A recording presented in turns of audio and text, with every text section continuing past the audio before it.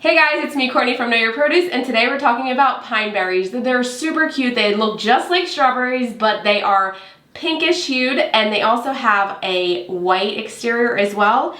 So you'll sometimes see them a little bit more on the white side, and sometimes they'll have more of that pinkish blush, and they'll be kissed more by the sun, and they'll have more pink on them.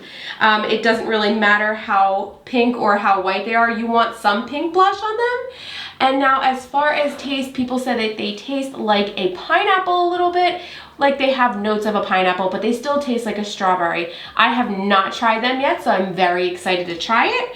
The way you would use these is just like you would strawberries. You can cut them up, add them to whatever you like with strawberries. You can do whatever. They're perfect in fruit salads. They're really pretty. They're not an underripe strawberry. Do not worry, they are meant to look like this. So let's give it a taste. 1, 2, 3.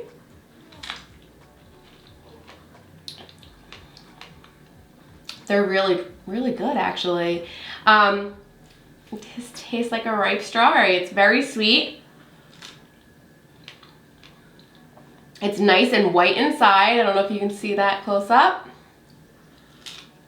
And I am getting that pineapple. So I tried one that was more on the white side. Let's try one that's a little bit more on the pink side.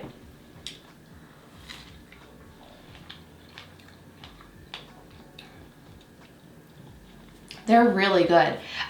It's nice and juicy, and they're absolutely delicious. So if you see pink berries in the store, give them a try. You'll see the seeds on the berries are actually red, and it's very different than a regular strawberry. They also still have the beautiful hull and stem inside.